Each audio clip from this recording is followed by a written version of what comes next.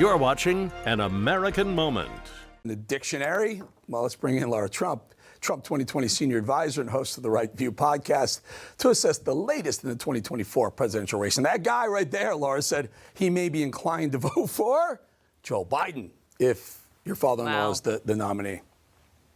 Yeah, well, not that anyone's surprised. I think we've kind of forgot that he was around. What a disappointment, by the way, for the entire GOP, the Republican Party, for half this country. That guy once was, and probably still is, based on his commentary there. It's totally ridiculous.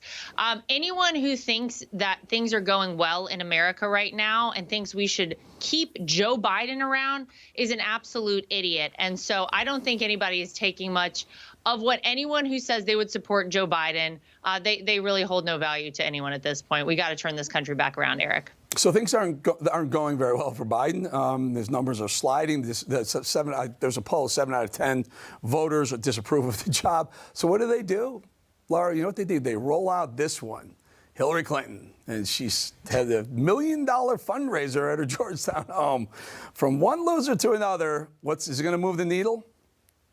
Well, by the way, let's think about Hillary Clinton herself. Obviously ran in 2016 and failed to win, tried to run in 2008, couldn't get there in 2008. So now they're bringing her back around to help out Joe Biden. Like, this is the shining star for Joe Biden, Hillary Clinton. Let's be honest. We all know that if they even kind of gave Hillary like a half a wink, like you could get in here, she would go for it. I mean, this is a woman who has been waiting her entire life to get back in there. And I got to say, I think a Donald Trump versus Hillary Clinton round 2, I'm here for it. I'm ready for it. If they want to throw her in the ring as well, I would be available. But yeah, it's kind of sad when that is going to be the person that's kind of going to bring out all the big money, the two-time failed person herself, Hillary Clinton. Kind of sad. Incredible. At the fundraiser, someone pointed over to her to ask her to bring a cocktail, and she said, "Oh, me, I'll run. I'll do it." Yeah, no.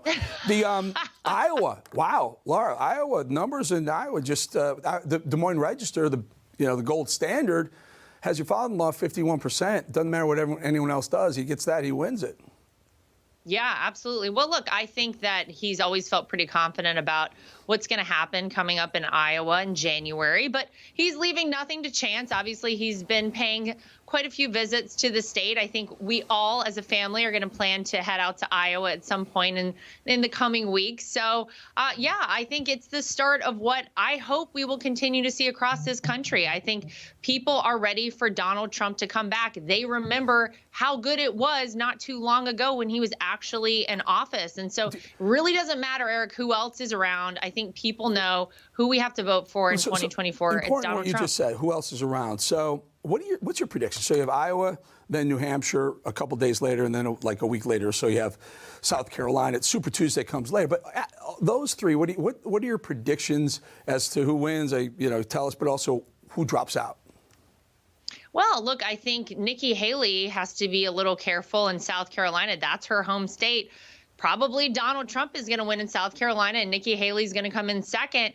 The interesting thing for me is obviously those 3 states. I believe Donald Trump will win all of those. But then you have to look down the line at the state of Florida. What happens when Ron DeSantis, if he is still around, doesn't win the state in which he is the actual governor right now? Don't forget that, ladies and gentlemen. Although he's out there campaigning around the country, he still is the governor in the state where we are right now, Eric, in the state of Florida.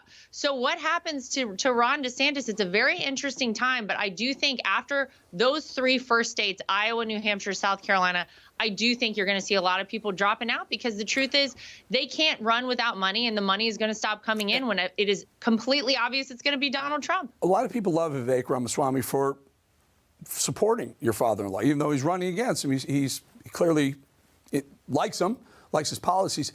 Let's talk a little VP real quick. But what are your thoughts on Vivek? I think Kristi Noem's name gets thrown around in that a little bit. And I thought you were going to say Lara, Christie. I just want to throw this out here again because I was the first to talk about this. It's never going to happen. But Trump, DeSantis, boom, close the door. It's over. They win. There's a lot of talk about a lot of people. There's Trump Tucker Carlson talk.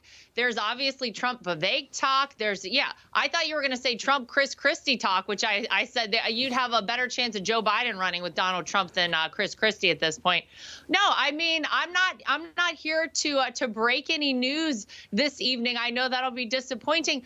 But the good news, I think, on our side of the aisle, Eric, is we do have such a great slate of candidates. We have really good people on the Republican side, really strong people who are America First patriots. And I'm not just talking about the folks who are running, who are going on what I call the JV debate stage, but a whole host of great people in this party. You look on the other side of the aisle, who do they have over there? Man, the well is dry over there. They're tapped out. Would he ever pick Nikki Haley? Would he ever, as a VP, would he ever do that? Crazier things have happened. Ooh, I don't know. I would never say never with Donald J. Trump. Never say never. You said that about Chris Christie? Almost. All right, Lara, really good having you again. Appreciate your time. Lara Trump, everybody.